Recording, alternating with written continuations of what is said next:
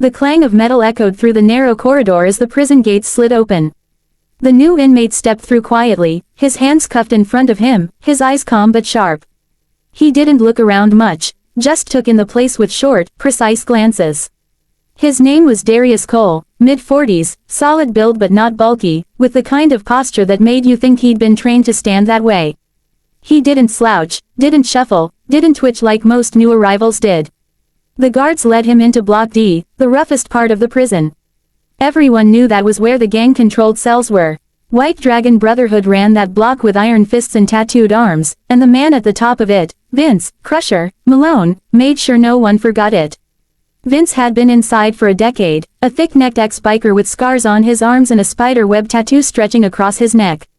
He liked to make examples out of new guys, especially the quiet ones. Darius was given the bottom bunk in a shared cell.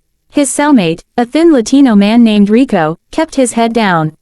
"You knew," Rico muttered. Darius nodded once. "Yeah." Rico glanced toward the hallway. "Keep your head low for the next few days.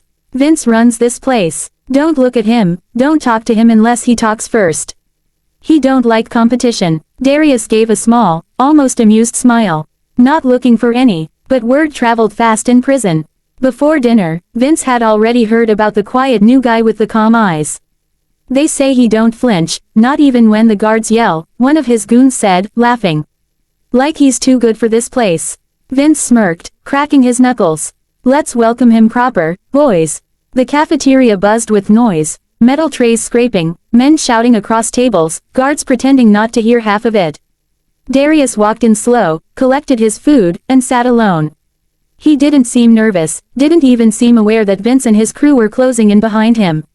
But he was. He could feel the shift in air, the heavy boots approaching, the sound of laughter growing closer. "Hey, new guy," Vince's deep voice called. "You take my seat." Darius didn't look up immediately. He took one more bite of his food, wiped his mouth with a napkin, then raised his eyes. "Didn't see your name on it." That got a few laughs from nearby tables, quiet, nervous ones. Vince grinned, showing gold teeth. "You got jokes, huh? You think this is some kind of comedy club?" He slammed his tray onto the table, spilling beans across Darius's food. "Let me make something clear. You breed in my block, you follow my rules. You eat when I say eat, move when I say move, and you sure as hell don't sit where I sit." Darius just stared at him. "You done?" he asked calmly. The laughter stopped. Even Vince's crew hesitated. No one talked to Vince that way, not unless they wanted their ribs broken. Vince leaned down, face inches from Darius's. "You think you tough? You ain't nothing here. You're just another number, and I'm the man that decides whether that number keeps breathing." Darius didn't move, didn't blink. "Then I guess you'd better make that decision now." The challenge hung in the air like electricity. Vince's grin vanished. With a roar, he swung a heavy fist toward Darius's head, fast and brutal. But Darius wasn't there anymore. He moved like water, ducking under the punch and stepping aside in one fluid motion. Before anyone could process it, his hand shot out, twisting Vince's wrist, and a split second later, Vince was face first on the table with a crack that echoed across the cafeteria. Gasps filled the room, trays clattered, guards started shouting. Darius let go before they reached him, standing still as if nothing had happened. Vince rolled, overgroaning, clutching his arm, his pride shattered more than his bones. The guards hauled both men out, yelling about lockdown, but everyone saw it, the way Darius moved, the control, the precision. It wasn't just luck or anger. That was training. Later that night, word spread through the cells like wildfire. "Man, that new dude," he flipped Vince like he was a rag doll. "No way that was just luck, bro. You see his stance. Dude's a fighter. I heard he was military or something. Maybe special ops, but it wasn't the military." In the small hours of the night, Rico whispered across the cell. "What did you do before this, man? That wasn't just self-defense." Darius sat on the edge of his bunk, the moonlight catching the faint scars on his knuckles. "I used to teach people how to fight," he said quietly. "MMA?" Rico asked. Darius nodded once. "For 15 years. Owned a gym. Walked away from it all after my brother got killed in a robbery. Lost my temper one night, hit the wrong man too hard. That's why I'm here." Rico was silent for a moment. "You messed with the wrong guy in here too." Darius looked up at the ceiling. "He messed with the wrong one." The next morning, the entire block watched as Vince came limping out of the infirmary. His right arm was in a sling, his pride bruised beyond repair.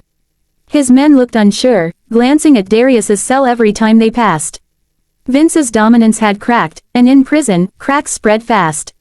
By lunchtime, no one sat at Darius's table, but no one dared take his seat either. Even the guards watched him differently, a mix of respect and unease. Vince tried to rally his crew. "We jump him tonight," he hissed. But fear had already rooted in his men. "Nah, Vince," one said quietly. "You didn't see what he did. That wasn't just a lucky move. He's trained, man, real trained." Darius, meanwhile, went about his days the same way, quiet, polite, and focused.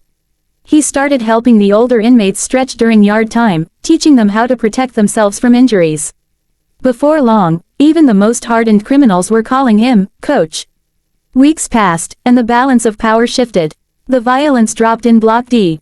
Fights were fewer. The same men who used to follow Vince now nodded respectfully when Darius walked by. And Vince, he sat alone now, stewing in his cell, nursing the humiliation he couldn't erase. He finally understood that Darius hadn't beaten him with strength, it was control, discipline, and something deeper. One evening, as lights dimmed across the block, Vince approached Darius's cell. "You ain't like the others," he muttered. "Why are you even here?" Darius looked at him for a long time, then said, "Because even the strongest man has to learn humility somewhere." Vince stared at him, silent, then nodded once before walking away. From that night on, no one in Block D messed with Darius Cole again. He wasn't just another inmate. He was a reminder, to everyone who'd ever used power to control others, that real strength didn't come from fear or muscle. It came from mastery, and that's something no gang could ever break.